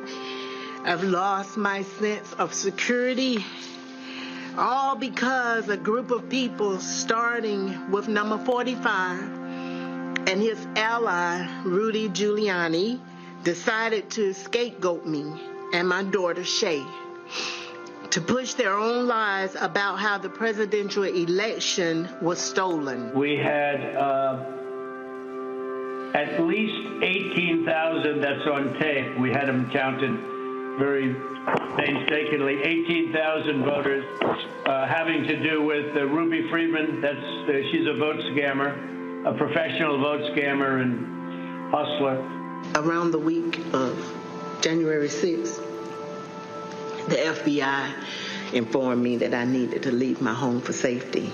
I can't believe this person has caused this much damage to me and my family, to have to leave my home, that I've lived there for 21 years. The President of the United States is supposed to represent every American, not to target one, but he targeted me, Lady Ruby, a small business owner, a mother, a proud American citizen who stand up to help Fulton County run an election in the middle of the pandemic. Yo, Rebecca, take his ass, take everything. Look, I don't know what Rudy's going to do. He's either going to have to go down to Magic City, jump on the stage, shake his moneymaker, get an OnlyFans, cut a deal, and sell a tell-all book. He's going to have to do something, because one thing that we do know, it appears that maybe Mr. Giuliani's money is a little bit tight, because didn't we see him go over to a bail bondsman to actually post his bail the other week in Fulton County? So I don't know what that money is looking like for him. But bottom line, I'm so happy for Ruby. I'm so happy for Shay. My understanding is that there's other folks that could go after, including Donald Trump. I want them to get $1 million for each tear they shed, because what they went through just by doing their civic duty was unconscionable. And to even hear Trump call them professional vote stealers and hustlers, well, it turns out the professional vote stealer and hustler, it turns out it was probably Donald Trump in this situation. Oh, absolutely. And so I want take everything. Now, y'all, he already lost a whole bunch of money when his wife divorced his ass. And so snatch all of it. All of it. I hope they hit him with $2, $3, $4, $5, $10 million judgment. because what they did to these black women was beyond egregious. All right, y'all, gotta go to a break. We come back. Lord, the white folks at Fox News are truly out of their damn minds. These, and not even just them, these white Republicans who are kissing down, who kiss Donald Trump's ass so much that literally their noses are brown. They are actually saying, oh, Donald Trump gonna get the black vote because he got a mug shot. And if you black and you ride with that shit, you didn't even realize that they are insulting black people. Man, wait till I play for y'all a couple of videos when we come back. Y'all think I'm lying. These people are crazy. And if y'all need any reason to vote extra hard if Trump is a nominee, I'm gonna show you next on Roland Martin Unfiltered right here on the Black Star Network. You go into a barbershop in a 700 credit score neighborhood, black or white, they're talking about their ideas and they're talking about how they're gonna move on those things. You go to a barbershop at a 500 credit score, equal brilliance, but bad culture, they're talking about other people. You go to a winner's barbershop, here's what I'm doing. You go to the barbershop of where people feel defeated, they talk about other people, either celebrities or people they admire, but also often, I don't like Joe. I don't like Roland Martin. Well, let me tell you something. I don't understand people. How could you not like anything here you see? You should just be like, this is amazing. It's cool. You may not even like how he does it or how I do it, but it's like, you know what? They're succeeding. They're killing it. All you should be is, that's fantastic. But if I don't like me, I'm not gonna like you. If I don't feel good about me, it's hard for me to feel good about you. If I don't respect me, don't expect me to respect you. If I don't love me, I don't have a clue how to love you. And here's the big one. If I don't have a purpose in my life, I'm gonna make your life a living hell.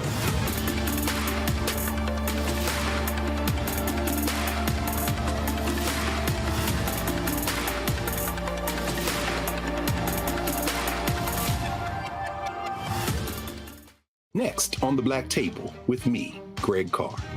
Brown versus the Board of Education. The history books call it the court decision that ended racial segregation in American schools.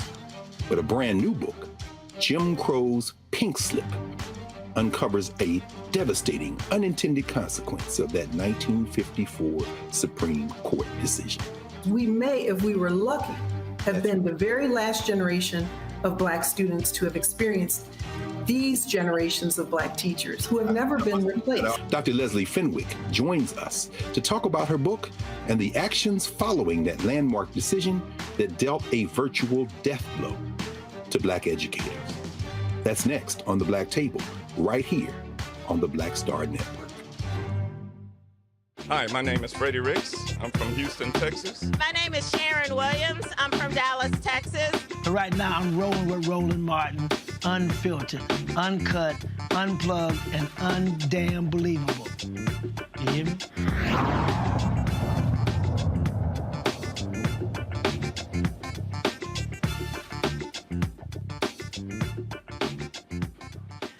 Now, I done told y'all, these white Republicans really believe that black people are gonna be voting for Donald Trump. And let's be clear, it's some black folks out there, black women, more black men, who actually voted for Donald Trump. So since Fani Willis walked his ass through that through the jail, he had to turn himself in, these fools have been out here just this is gonna guarantee black support. Black people, since he got a mugshot, black people are going to just be down with Donald Trump. Okay, so I'm gonna play y'all a series of videos. So the first video is these foolish ass people on the 5 on Fox News. And everyone's talking about it. Black Americans online, some of them are saying, I'm voting for Trump now. That's 35. Because they, too, have sometimes felt they've been unfairly targeted by the criminal justice system. And you know, in this country, nationally, 1 or 2% of the black vote swinging to the Republicans, that's the election right there.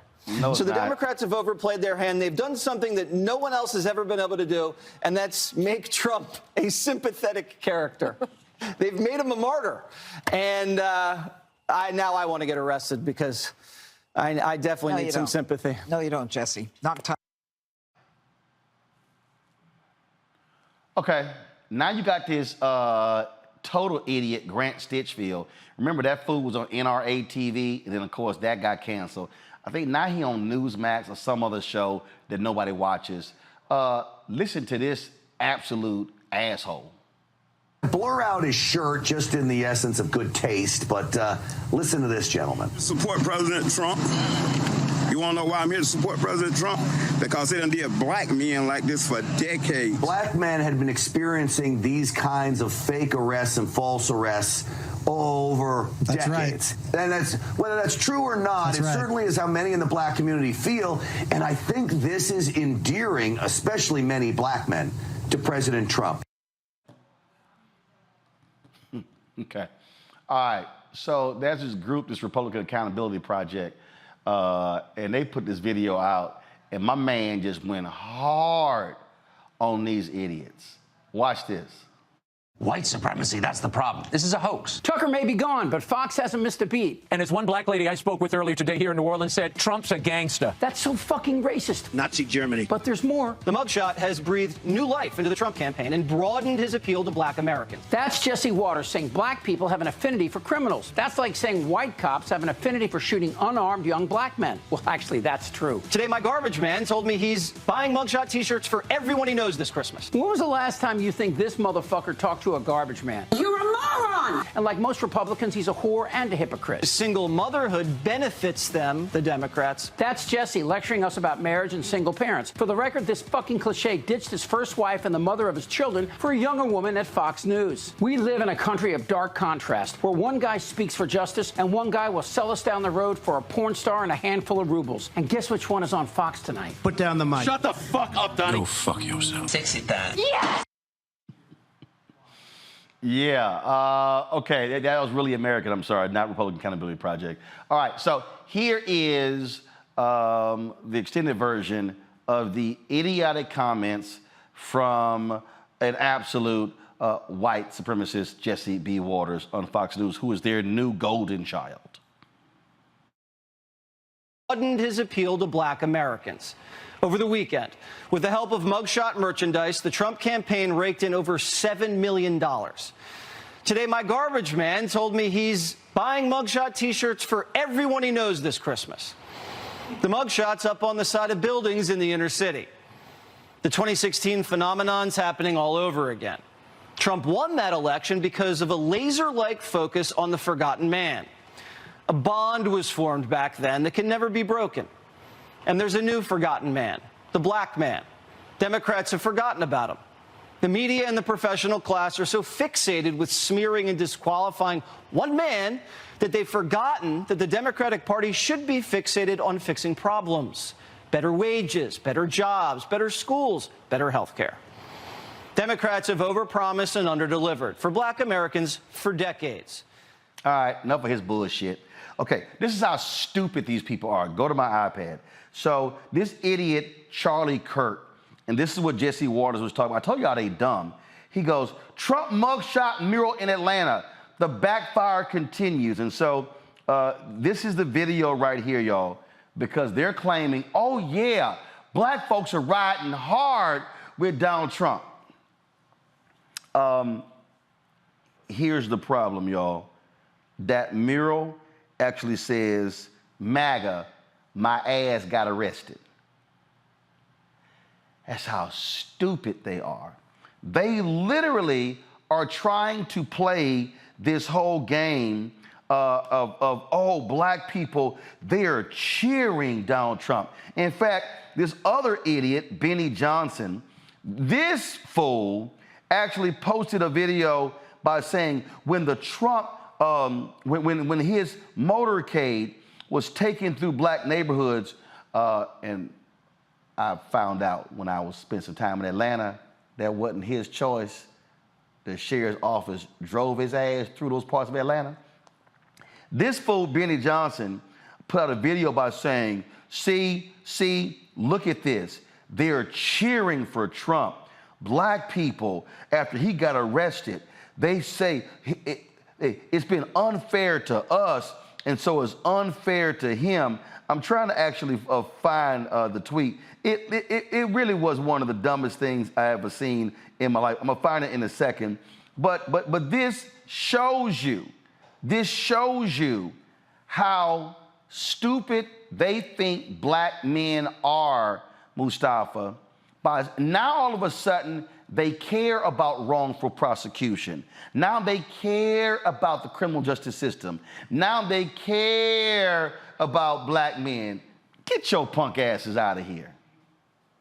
I mean, their whole thing has always been around manipulating and creating false narratives. And if we don't check them, and that's again why this network is so important, because somebody else might have just let it slide, and then they've allowed, the lies that they were sharing to continue to grow and take root. So that's why you got to address it, and you got to pull it out. And, and the pimping of our communities is something that they have been doing for such a long time, and trying to whisper in our ears, this crazy stuff that a few folks will fall for. So you can't pimp our communities anymore. You can't get over on us, and you can't have these false narratives that, we see right through it. Most folks understand what's really going on, and we call it out and we check it. So, Fox is going to be Fox. It is just laughable. And they're sitting here, Scott, trying to circulate these different videos of one or two black men saying, that's right, we standing here, we voting for Trump. Then they show that fool who had the N-word for Trump shirt out there. And I'm sitting there going, did he even have teeth? I mean, that's literally what these fools are doing. And if you are a black man who's even thinking about voting for Trump, you stupid as hell. Who is the most unqualified group of people in the country to talk about black people? What's the group? White America, white conservatives. They could give a damn less about black people. The Democrats have the black vote. Republicans, they're such hypocrites. The Republicans don't have anything to offer black people, let alone black men. And their hypocrisy or their failure is they really do believe that all black people are poor and disenfranchised, the least, the lost, the left out. We've all got records because that's what they've been told. That's what they observe in the media. And so they don't see black people like you and me and your other guests. I don't have a criminal record. I'm not moved by MAGA. or mugshot. I'm a super voter. I've been voting since I was 18 years old.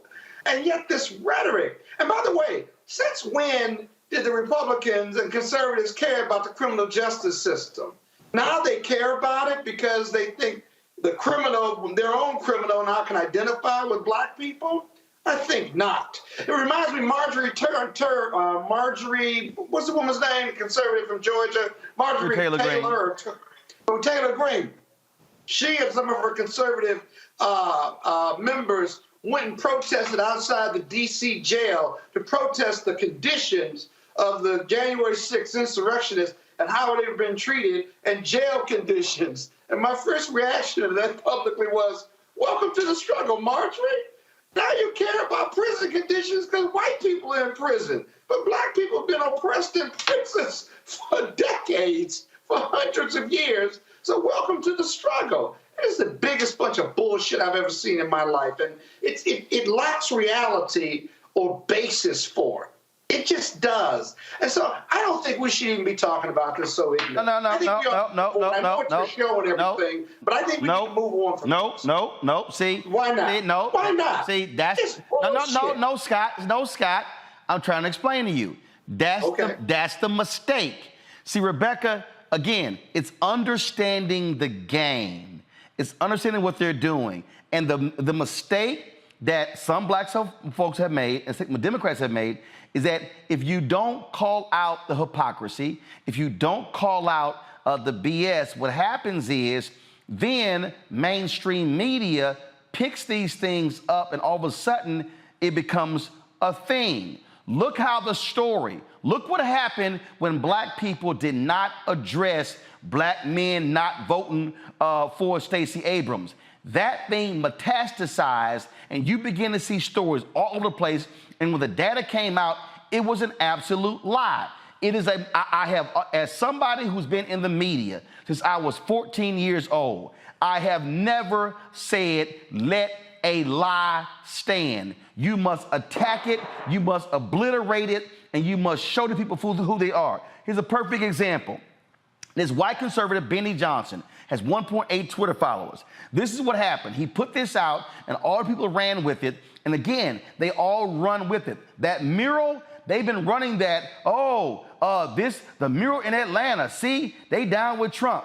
They cut off my ass got arrested. So this is Benny Johnson. Donald Trump driving through the urban poor neighborhoods of Atlanta after his arrest and mugshot. What happens next will shock you. Trump gives people hope. Libs want this video deleted. The media want it censored. You know what to do. Okay, so watch this here. So I want you to play, turn the audio up, and so I want you to listen. Now, first of all, anybody who understands, I want you to listen to it, but I'm gonna break it down for you, but I'm gonna show you the game they're doing. Watch. Y'all see it, man.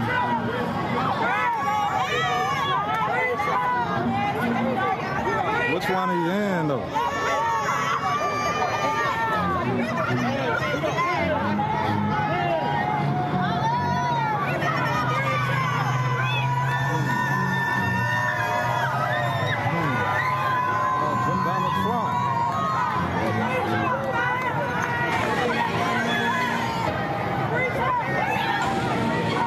I'm talking about they got everybody.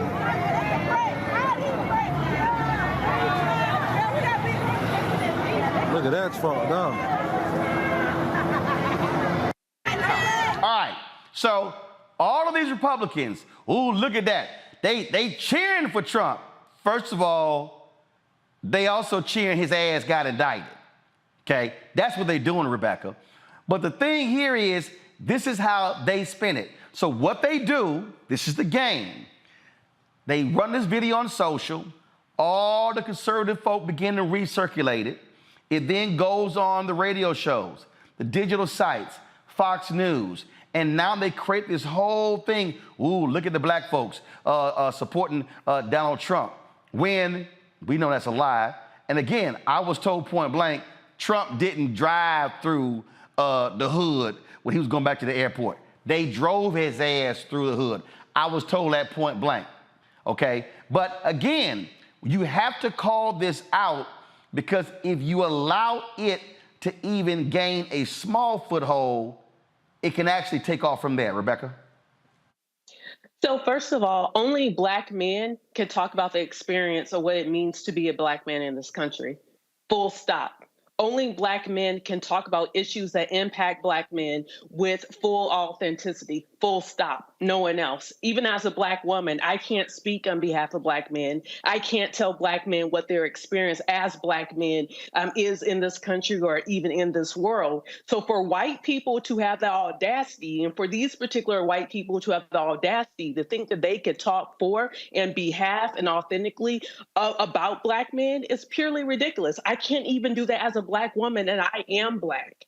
So, that's the first part. The second thing, just like what you're mentioning, Roland, it is very important to stump out these false narratives, because what we're seeing in advance of 2024 is once again for a division between black men and black women around the election, with who's supporting Trump, who's not supporting Trump. And what I do understand from talking to different people, that division and that divide that was promoted during Stacey Abrams, the first time she ran for governor and the second time she ran for governor, simply is not the case. There is, overall percentage of black people, both men and women, who have voted for Trump. And yes, there have been some black men who've outpaced black women with voting or supporting Trump. But at the same time, it is not this large mass of black folks who are supporting Trump or the MAGA ideology. I'm telling y'all, the mistake is to ignore when these things happen, because again, I know the game, the propaganda game they play. And guess what? And I'm going to say this, Scott, this is why I'm saying telling you wrong. Senator Kamala Harris made a huge mistake when she ignored the tax on her record as DA and Attorney General. She allowed them to metastasize for 6 months. So from the time that she announced to July, guess what? It became baked in.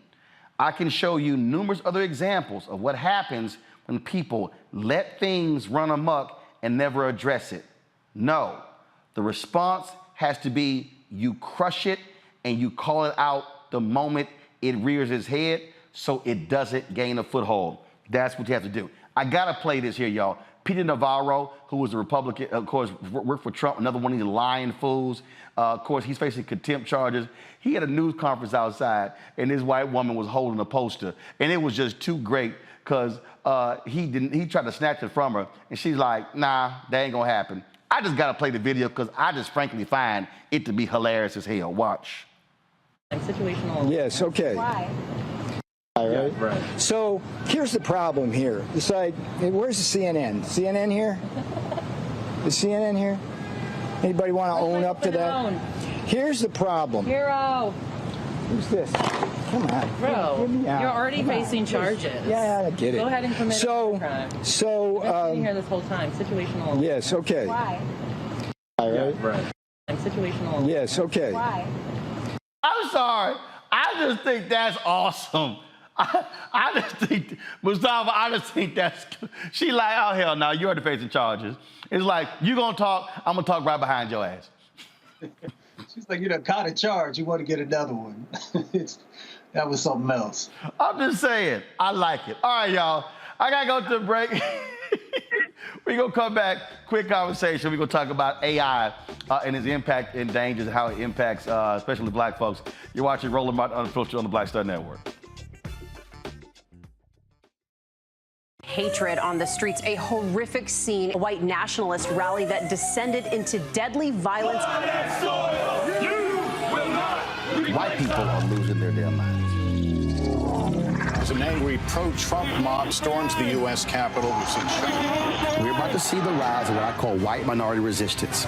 We have seen white folks in this country who simply cannot tolerate black folks voting. I think what we're seeing is the inevitable result of violent denial. This is part of American history. Every time that people of color have made progress, whether real or symbolic, there has been what Carol Anderson at Emory University calls white rage as a backlash. This is the rise of the Proud Boys and the Boogaloo Boys. America, there's going to be more of this. Here's all the Proud Boys, guys. This country is getting increasingly racist in its behaviors and its attitudes because of the fear of white people. The fear that they're taking our jobs, they're taking our resources, they're taking our women. This is white fear.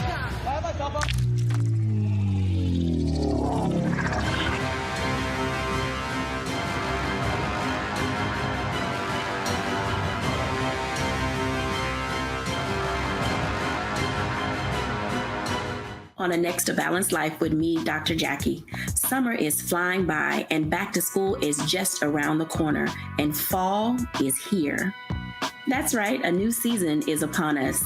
On our next show, we talk about jumping into action and putting procrastination in the rearview mirror.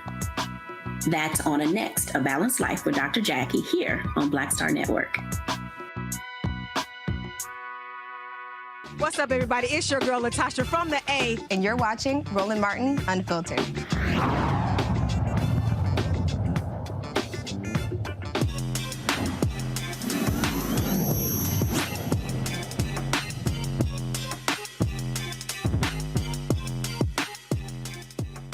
A lot of conversations about artificial intelligence, its impact, and how it's changing the world, but it does have some significant problems. Joining us right now is intellectual property attorney Sean Pullum.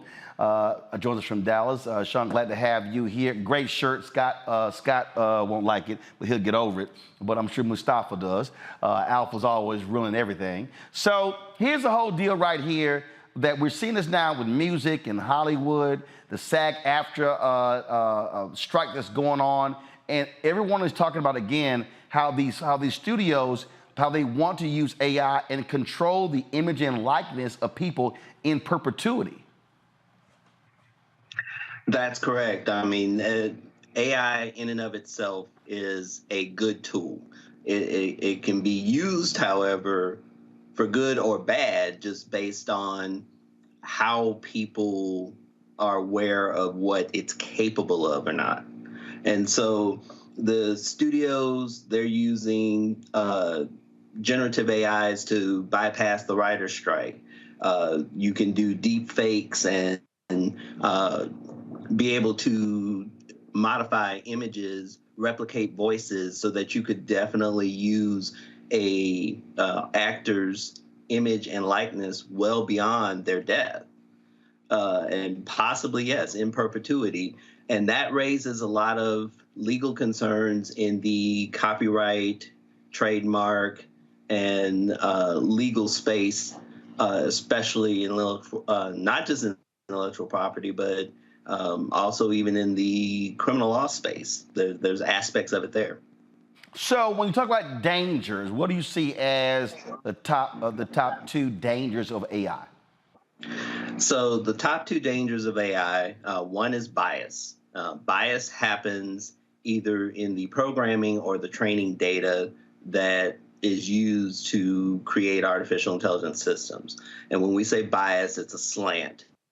So the data that the AI is trained on could be historically slanted against a race, a culture. For example, people of color being subject to more traffic stops and more police interactions. When that AI is fed that type of data and it's trying to determine who should it release on bail or not, it's going to look at people of color differently than it will others. The other one would be job displacement. We're going to have some economic impacts that we've got to be ready for, and that's part of what you opened the question with, of just being aware in the entertainment spaces, but not just in entertainment. As AIs take over some of the more,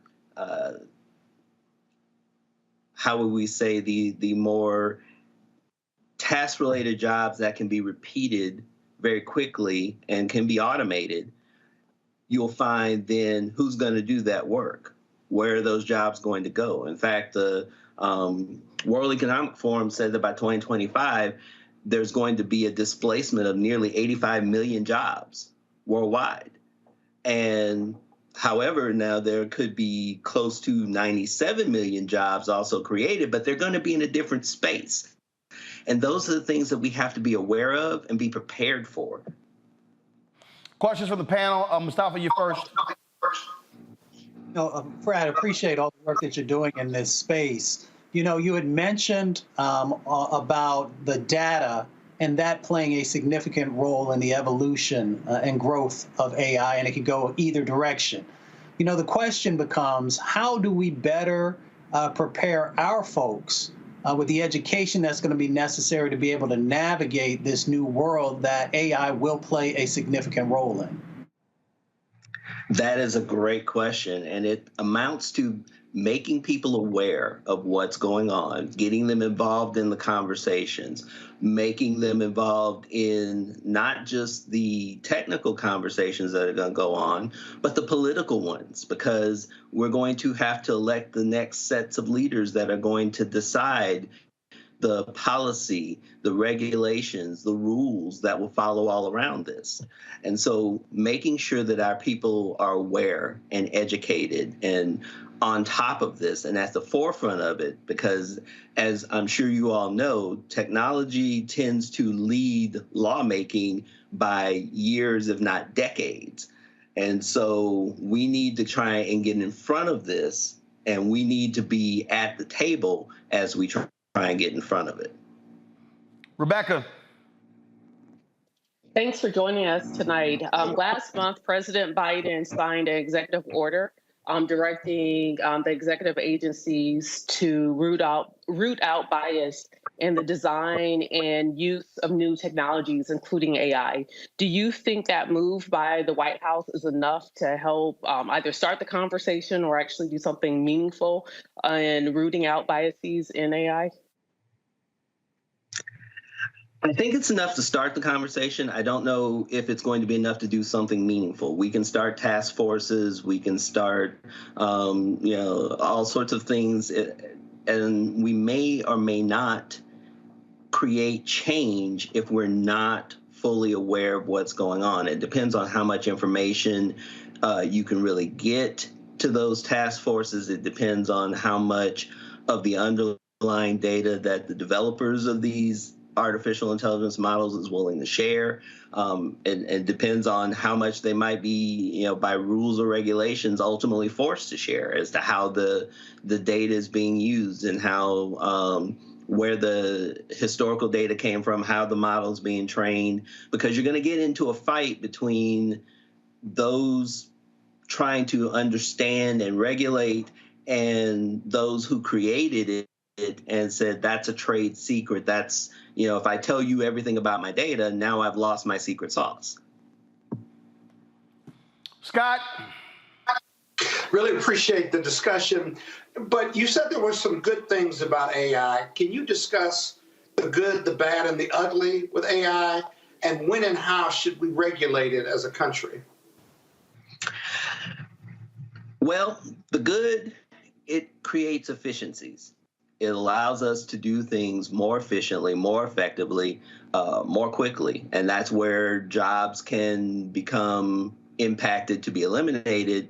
But the jobs that are created, data scientists, people who create these models, people who train these models, that's going to be a whole new industry, and it's going to be a much higher paying industry than the jobs that are lost.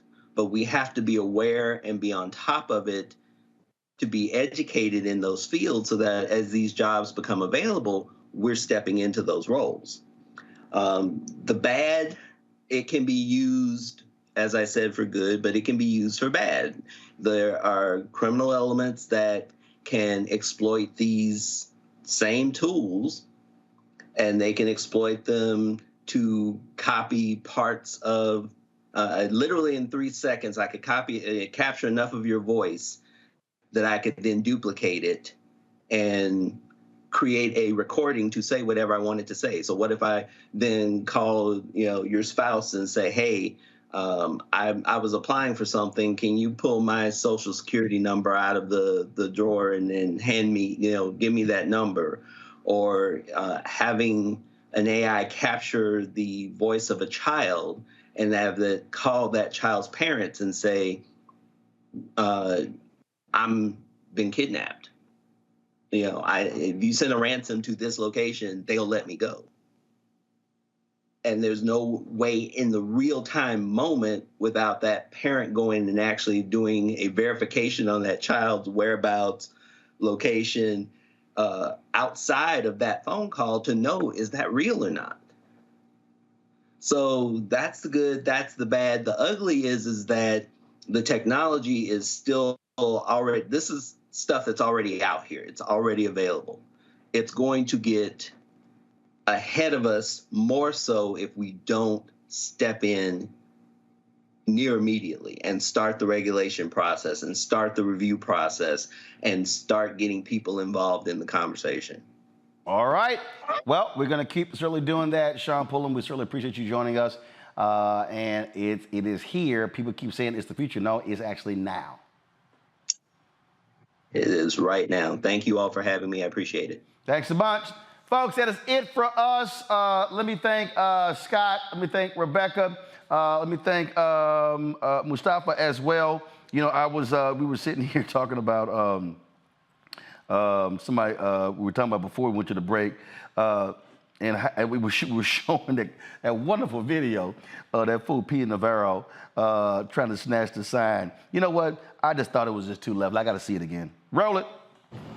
All right. Yeah, right. So here's the problem here. It's like, where's the CNN? CNN here? Is CNN here? Anybody want to own up to that? Here's the problem. Hero. Who's this? Come on. Bro, Get me out. you're already Come facing on. charges. Yeah, I get it. Go ahead and commit a crime. I've been sitting here this whole time. Situational. Yes, okay. Why? All right. Right. I'm sorry. Scott, you're already facing charges.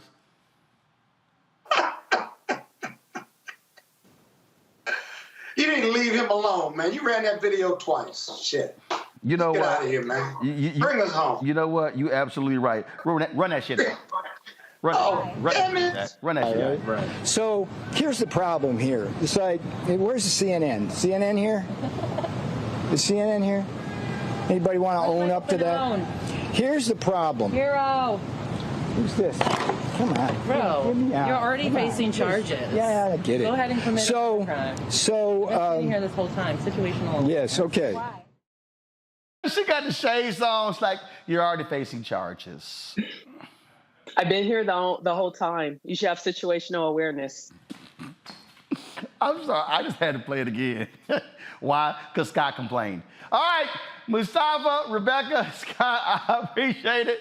Thanks for joining us on today's show. Oh, I love driving these MAGA people crazy. It's always so fun. Folks, if you're watching on YouTube, y'all hit the like button. Okay, y'all been sitting here riding dirty, offering nothing. Go ahead, 1.5. It makes no sense we got 1,500 likes. We should easily be at 2,000. So hit that button before we go. Don't forget to support us in what we do. Download the Black Star Network app, Apple phone, Android phone, Apple TV, Android TV, Roku, Amazon Fire TV, Xbox One, Samsung Smart TV. I tell y'all the work that we do is critically important. Your resources matter, so please join our Bring the Funk fan club. The goal is to get 20,000 of our fans contributing on average $50 a year. That's $4.19 a month, 13 cents a day. So please support us. We're putting in the work. And listen, there's no black forum that's doing the kind of work that we're doing every single day. No black-owned media outlet does 5 hours of original content targeting African Americans a day. Nobody, not BET, not The Griot, not Blavity, not Black Enterprise, not Essence, not Ebony. Nobody is doing what we're doing. So your check and money orders to P.O. Box 57196, Washington, D.C. 20037-0196. Cash App, $RM Unfiltered. PayPal, R Martin Unfiltered. Venmo is RM Unfiltered. Zelle, Roland at RolandSMartin.com. Roland at RolandMartinUnfiltered.com. And of course, be sure to get a copy of my book, White Fear, How the Browning of America is Making White Folks Lose Their Minds. Available at bookstores nationwide. Get it at Barnes & Noble, IndieBound, Books A Million, Target. Download get the book on Amazon. Download the audio version on Audible. Folks, that's it. I will see y'all tomorrow right here on the Black Star Network. Holla! Folks, Black Star Network is here. Oh, no punches! I'm real revolutionary right now. Support this man, Black Media. He makes sure that our stories are told. Thank you for being the voice of Black America, Roland. Stay black. I love y'all. All momentum we have now, we have to keep this going. The video looks phenomenal. See, there's a difference between Black Star Network and black-owned media and something like CNN. You can't be black-owned media and be scared. It's time to be smart. Bring your eyeballs home. You dig?